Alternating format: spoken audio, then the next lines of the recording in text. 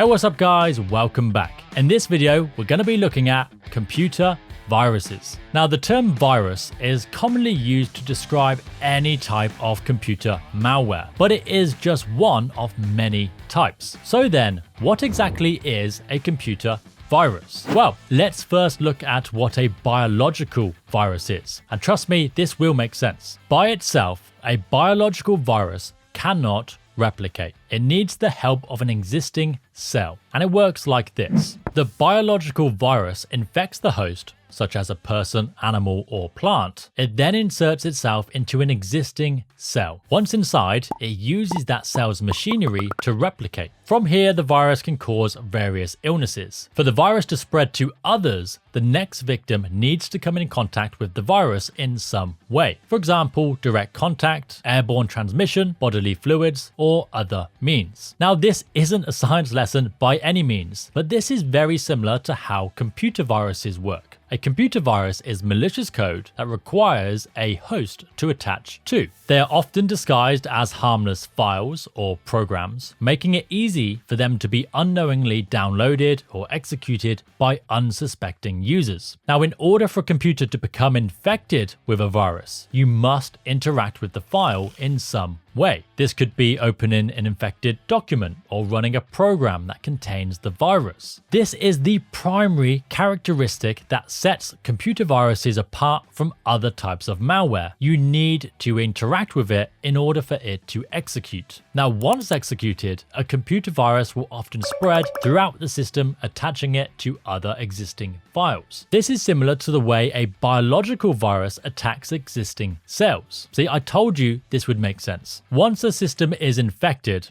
what comes next is entirely down to how the virus has been designed. It could destroy your system and data, steal your personal information without you knowing, or it could do any number of other things. So this is how computer viruses work. But there are a few different types of computer viruses that you need to be aware of. The first one is a boot sector virus. The boot sector virus kind of does what it says on the tin. It's a virus that infects the boot sector of a computer's hard drive or removable media, such as a floppy disk. These viruses primarily target computers with the traditional BIOS firmware, which relies on the master boot record, also known as MBR, to handle the boot process. When the infected media is accessed or the computer is booted, the virus loads into memory, allowing it to replicate and potentially spread to other bootable media. Boot sector viruses were common in the early days of computing. Modern systems, however, have shifted from the BIOS firmware to the newer Unified Extensible Firmware Interface, also known as UEFI. Now, this newer firmware uses the GUID partition table instead of the master boot record. These modern technologies have better security features such as Secure Boot, making traditional boot sector viruses much less effective today. Next, let's look at macro viruses. But first, we need to know what a macro is. Macros are used to run code within files such as Microsoft Word, PowerPoint, or Excel documents. They're typically written in Visual Basic for Application, also known as VBA. Macros can be used for a wide range of reasons, but they're commonly used for very complex spreadsheets. For example, you may have a spreadsheet that needs to pull data from various sources or automatically update values on a regular basis. Macros can help you automate these tasks, saving you lots and lots of time. Now, macro viruses attach themselves to the macros that are within these files, and they execute when that file is opened. Once executed, these viruses can spread to other documents and even run malicious code on the computer. To help combat these types of attacks, modern versions of Microsoft Office have disabled macros by default, requiring users to manually enable them. This has helped to reduce the risk of computers being infected by this type of virus. But attackers have found a way to work around this. Often, attackers will include convincing-looking messages to trick the users into enabling macros, claiming that they need it to be able to view the content correctly or to decrypt the file, for example. Next, we have resident viruses. Resident viruses embed themselves in a computer's memory. This allows them to remain active even after the original infected file or program has been deleted. Once in memory, these viruses can infect new files or programs as they are accessed even after the original source has been removed. This makes them particularly difficult to detect and to fully eliminate. Now let's look at polymorphic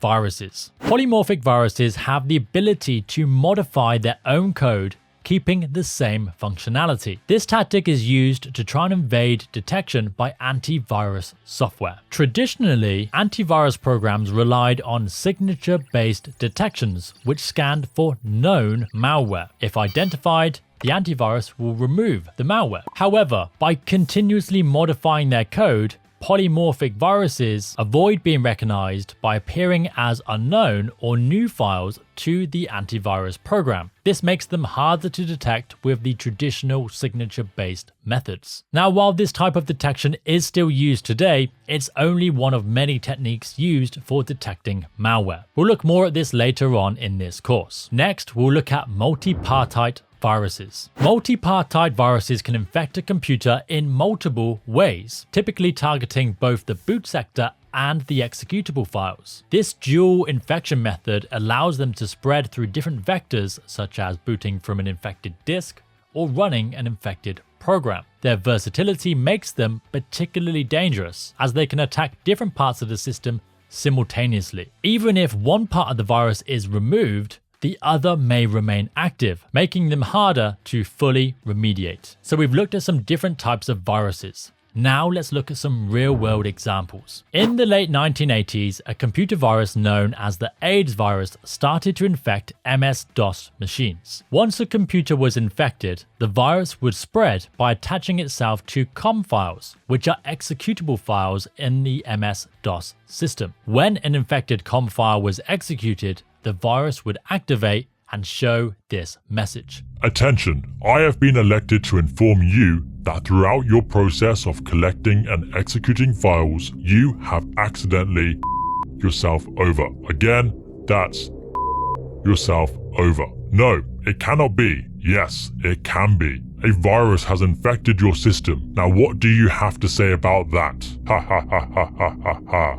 Have fun with this one, and remember, there is no cure for AIDS. Now this virus mainly caused disruption, taunting users with its message and destabilizing the systems. The only way to remove the virus was to delete the infected COM files and rebuild the system with clean backups. This is a pretty old example of a computer virus, but it gives a good insight to how they attach themselves to host files. The AIDS virus was mainly designed to annoy and cause disruption. Nowadays, however, viruses and malware in general have much more sinister motives. This video is part of our Security Plus in 31 days course. If you like this video, you are gonna love the full course. Not only does it cover each exam topic in simple and easy to understand videos, but it also provides hands-on labs. These labs guide you through practical tasks like creating trojans, cracking passwords, and sending your own phishing emails, giving you real-world experience and making your studies that much more engaging and effective. It doesn't stop there though. You also get a copy of our Security Plus in 31 days ebook, which follows the course and covers each topic. You'll also get access to helpful downloads to support your learning, a private community where you can connect with fellow learners, and exclusive discounts. It really is the complete package to guide you through your Security Plus journey. Check it out in the description below. So that is computer viruses, just one of many types of malware. You should now understand what computer viruses are, how they operate, and the different types that exist. Before we end, let's look at a couple of quiz questions, just to check your knowledge. Question 1. Which of the following best describes a computer virus? A program that spreads automatically without user interaction. B, malicious code that requires a host file and user interaction to spread. C, a type of malware that does not need a host to operate. Or D, a program that infects systems without affecting files.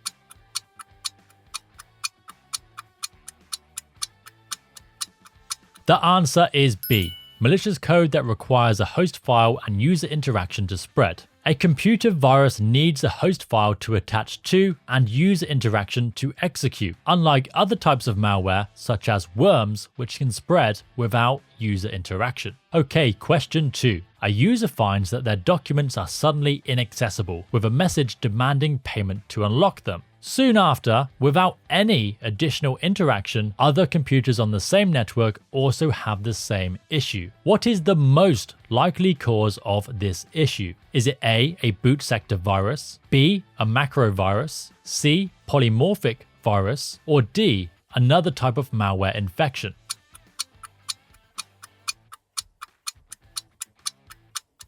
The answer is D, another type of malware infection. Now, as we know, computer viruses do not generally spread on their own. They need some level of interaction. The spread of the issue across multiple computers without interaction, along with locked files and a ransom demand, suggests self-propagating ransomware. We're going to cover ransomware in more detail in this section. If you like this video, don't forget to give it a thumbs up, leave a comment and subscribe. The support from you guys really helps this channel grow.